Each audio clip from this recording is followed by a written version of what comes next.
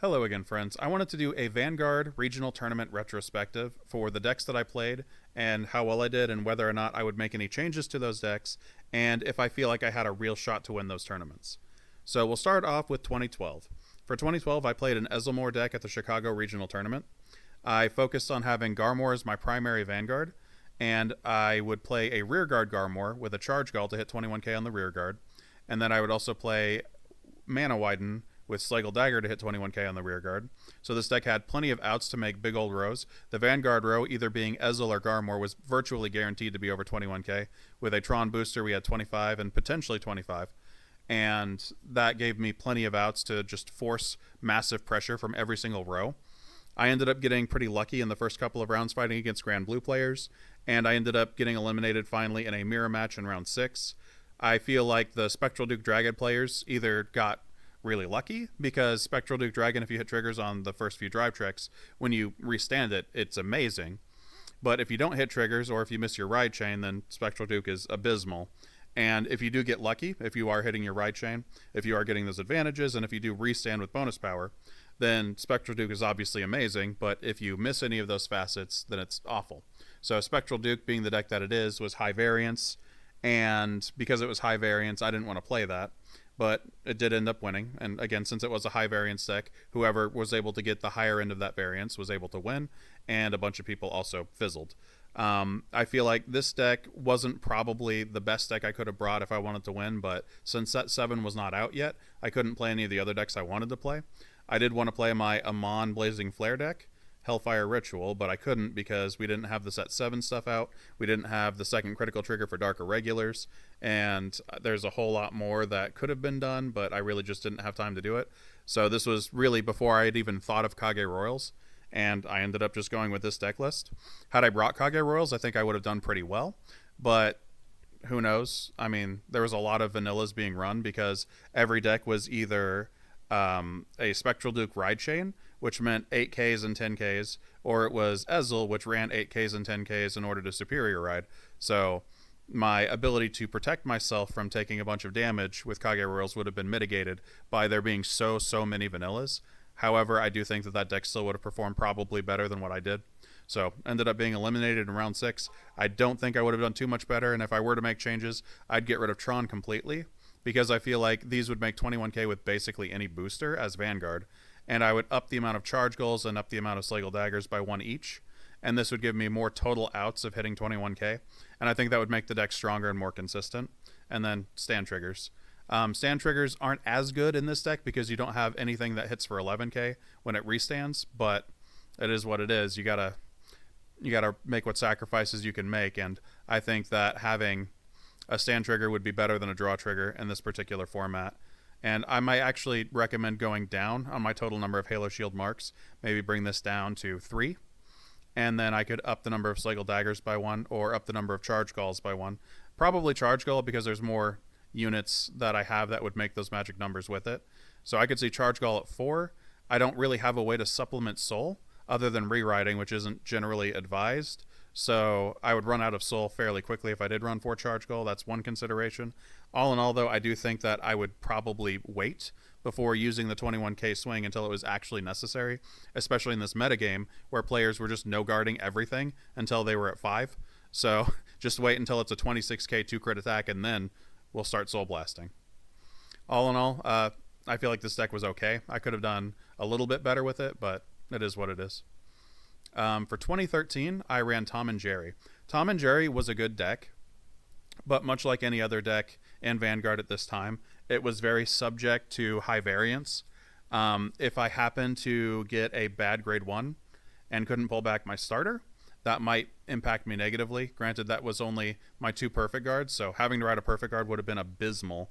I didn't have to do that, and it's not likely that I would, but it still would have been unfortunate. Otherwise, this deck is pretty consistent. 70% chance to hit critical triggers. That obviously pulled through very strongly for me. Although I did have one match where I ended up drawing a critical trigger for turn, soul charging a critical trigger, and then checking the top card of my deck. It wasn't a crit, putting it at the bottom, and then drive checking twice, both of those non-triggers. a bit unfortunate, and had I hit a trigger, I would have won that match, and then I would have been undefeated going into round 6, and I wouldn't have played this dope player who hit 4 draw triggers on me in the first 3 turns. But what happened is what happened. Had I gotten that crit and won that round in round 5, I could have potentially gone on and topped with topped with Tom and Jerry. That would have been cool. That being said, there's no real guarantee of that, and I may have just as easily lost round 6 to someone else. All in all, I feel like the deck was strong. I potentially could have topped. There's no real reason why I wouldn't have been able to top, but it wasn't the deck that I feel like I was the most likely to top with. 2014. Oh no. So 2014, I played a particular deck it's a Glindios Kagero mix deck, and this deck is right here. So I ran Worldlight Dragon, which allows you to pitch a grade 3 reverse unit, check top 5 cards for a Link Joker unit, add it to hand. So I had many chances and many outs to draw into Glindios, and there were some games where I had Glindios, but I missed another grade, and there were other games where I missed Glindios and just never saw him, even though I was pitching the grade 3 reverse units every single turn. That was not what I experienced in my playtesting. So you can see right here, I was 15-0 in my first 15 tests. I think by the end of it, I was 34-3, which is an insane win rate for a deck. And this deck just felt so powerful when I was playing it because you had 21k rows easily. Any 6k booster makes 21k with a reverse unit when you have Glindios out. And the reason why I was playing the Kagero units was because I was running Heat Nail Salamanders, which are 6k units, and then when they boost and the attack hits that it boosted a Kagero unit, then it is an on-hit retire a back row unit. So what I would be doing is I would be playing my grade 1s behind my reverse units, swing with Glindios, pass triggers over there, swing for a 26k, 2 critical, on-hit retire row, and then they would already have one of their rearguard front rows locked, and then I could take out their Vanguard booster or the booster on the other side, and then just completely mitigate their offensive pressure while maintaining mine and forcing them to refield grade 1s, which they're not in a high supply of. And this all still worked because even if I ride Heat Nail Salamander, I believe Worldlight Dragon still works, and even if I have to wait a single turn, it's not going to kill me. Likewise, because Worldlight Dragon doesn't have Forerunner, having Heat Nail Salamander be my grade 1 ride doesn't kill me either.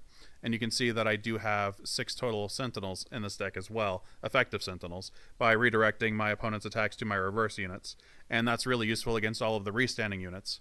So being able to make those solid rows, having 12 crits, having reliable damage mitigation through both lock and retire, this deck was very strong, and all of the testing showcased it being extraordinarily strong. And then I just happened to get gradelock both times I played it at the regional tournament, and that was the end of that. And then I rage sold the deck. Had I thought about it for more than 5 seconds, I should not have done that, because there was another regional tournament that year, and it was only a few months later. So this was October 27th, September 22nd. So a month later, I could have just taken Glindios and participated in the Nashville tournament, and I think I would have done pretty well. So I played Ripple Rush instead, and Ripple Rush is this deck right here, which only had 4 grade 3s and then focused on beating the crap out of my opponent very early, using Turtle Soldier to get extra cards out, Accelerated Command to make my Tidal Assaults 11k restanders, and it was able to do a lot of damage really quickly and then finish them off with a restanding rearguard with triggers passed. That deck was very strong. My initial testing with the deck did extraordinarily well at locals. I went 22 wins, 4 losses, winning every single one of my matches. But I didn't end up doing so well with it in this regional tournament. So I fought against a Dimensional Police trial deck. Obviously, I beat the trial deck. I lost to a Break Ride Galaxy with draw triggers, which made me very sad. Mond Galaxy is supposed to be able to give you infinite attacks, but it's an on-hit limit break.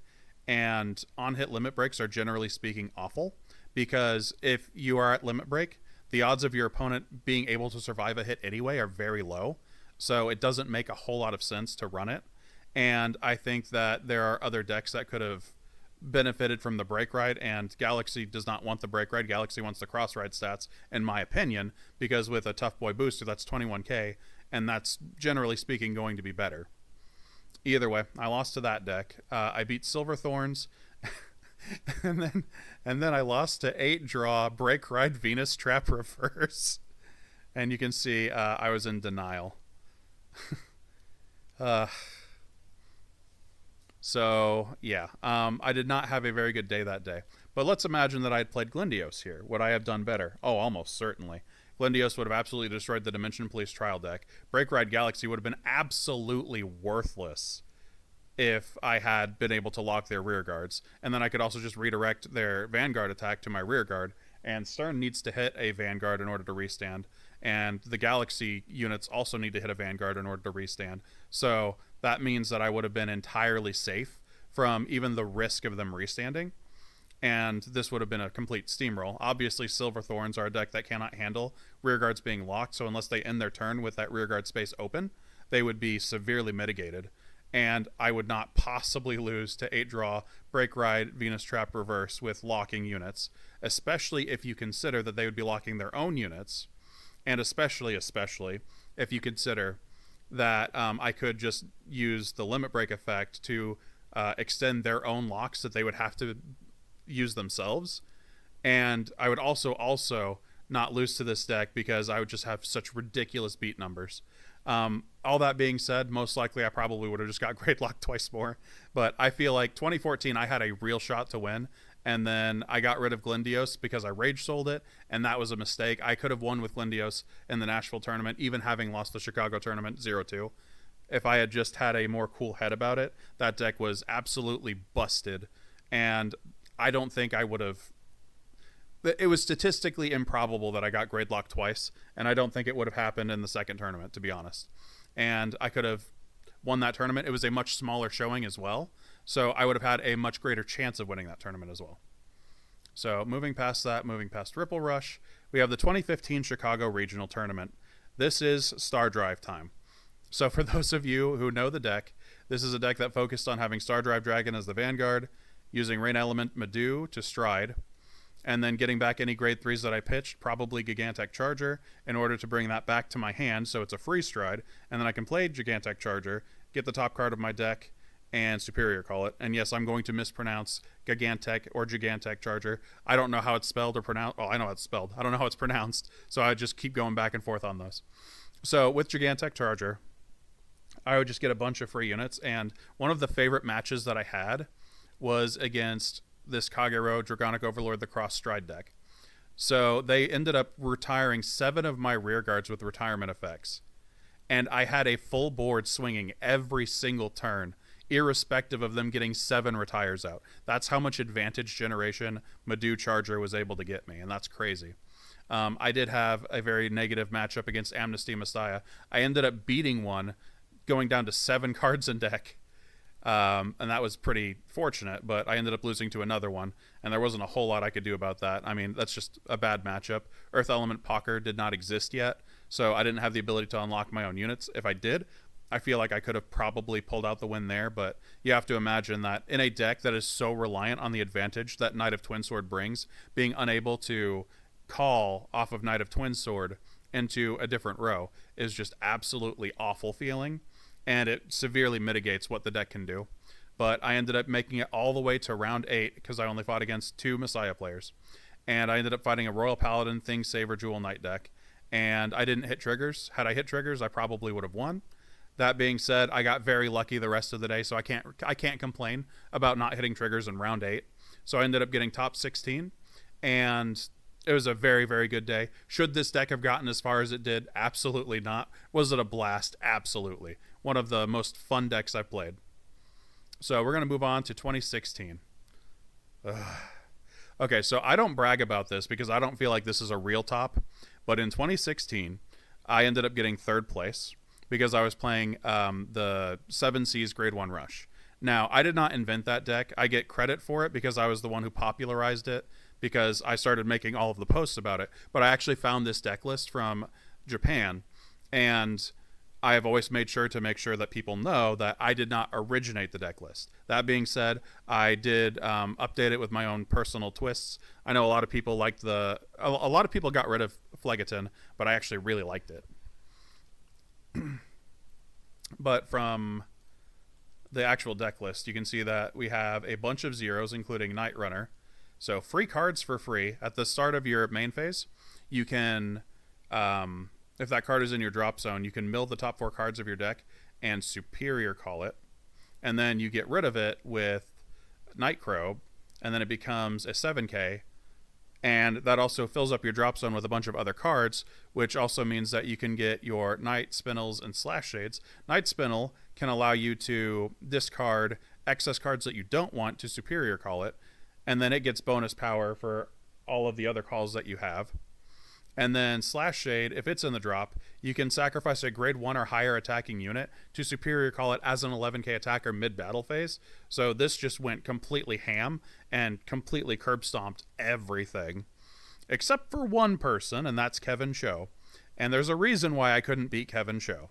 So this deck has 7,000 defense. Kevin Show, he was running a deck that had the Blaster engine, so Future Knight Lou is a 12k attacker, and he also gets a boost that makes it more than 12k. And then you counterblast 1, move him to Soul, you superior call Blaster Blade, and then it gets plus 3k, so it's also attacking for 12. Those are completely magic numbers against 7ks, and my defense got completely crushed. And then he also just double crit me the second time, or the third time, I don't remember. Either way, I played against him 3 times, and he double crit me at least one of those games. And there's not much I could do about that because his deck just has too much offensive pressure in such a fashion that my deck doesn't have the defense to mitigate. Now, could I have won this tournament? Yes. Had the tiebreakers been different, and had he fought Duncan, the person who won, first, and if that was their match, and then if I fought the person who got 4th in the semifinals, and I beat him to get 3rd place, then assuming that I beat him again, which I did, and assuming that Duncan fought Kevin, and Duncan won because he did, then I would have fought Duncan in the finals, and then I would have destroyed Duncan because, I mean, I'm playing grade 1 Rush, and his deck is entirely stride locked. So could I have won? Yes, if the tiebreakers were different. That being said, Kevin Show completely and utterly melted my face. So it is what it is. Moving on to 2017. For 2017, I wasn't seriously trying to participate. I wanted to judge Buddy Fight, and I actually played a deck. I don't remember if this was my exact list, but the memes are there. So I was playing a deck that was similar to this, and the general idea of the deck was I would ride a grade 3, and then I would stride. I'm just assuming I would stride into Medu. I don't know for sure. But let's just say I stride into Medu so that I can get my stride cost paid for free. So bring back Gancelot, bring back Glennis. And then when I am stridden, I have a grade 4 Vanguard. So I would attack with my grade 4 Vanguard, whichever Vanguard it happens to be. And then I would get my triple drive with 12 crits. So good chance to hit critical triggers and pass those along. And then I would pass those over to my Knight of Twin Sword. My other rear guard would have already attacked. So then I would attack with Knight of Twin Sword with a boost. Superior call Benon. Benon's skill is Counterblast 1. Call a 6k grade 1 Royal Paladin from your deck. So I would superior call Xenon. Xenon's skill is mill the top card of your deck. If it is the same grade as your Vanguard and a Royal Paladin, superior right at its stand. So then the goal is to hit Arcsaver Dragon. And if I hit Arcsaver Dragon because it's grade 4 and because my strides are grade 4, then I would be able to superior ride into Arcsaver and then get the Twin Drive. I tried to do this combo over the course of maybe 50 games that I played the deck, and I've only gotten it off once, and it was not during the regional tournament. That being said, I did make it to round 4 undefeated, and then I finally got defeated in that round. I don't think I should have gotten that far, to be honest with you. This is a troll deck. It's not meant to be good. But sometimes just having a lot of drive checks and hitting critical triggers is sufficient to actually win a game. And I was able to close out a bunch of games doing that. Now, it did end up making a 14k row, which wasn't particularly strong with the Benons and the Xenons. But those weren't really going to be forcing any pressure from my opponent. And at the end of the day, what was getting me the wins was just striding and hitting multiple critical triggers and getting lucky. I really didn't have any business getting as far into this tournament as I did, but people were looking at my deck and being like, oh no, what has he cooked up this time? Because 2 years before, I had brought Star Drive and got pretty far. The year before, I had brought a 7C's grade 1 Rush deck, and everyone didn't really think it was going to do as well as it did. And then I was one of the people who proved that that deck was actually much stronger than what people thought it was. And then this year, here I am running a complete troll combo, and I'm still at the top tables again, which just goes to show the disparity between how hard I tried in 2014, where I tried so very hard to win, versus here, where I was trying actively to lose. the disparity was just too great, and I ended up making it all the way to round 4 without having lost up until that point, which is stupid.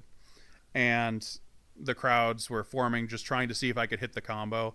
And I just remember Robbie Cole looking at me incredulously like, how is he here? How is he at the top tables? And to be fair, I agree with him. I did not deserve to be at the top tables for that particular tournament. Either way, I had to quit in order to judge Buddy Fight, which I did. And then after that, I haven't really participated in any regional tournaments. So this is basically where the story ends. That being said, I had a lot of fun in 2015, 2016, and 2017. More 2017 and 2015 than 2016. And it was quite a good time, honestly. I'm very happy that I was able to come up with some fun and interesting combos. And it does make sense that for me being the gigantic Vanguard hipster that I am, the one time that I net deck something is the time that I get 3rd place, because of course it is. Anyway, that's it for this video. I hope you enjoyed it. Have a good one.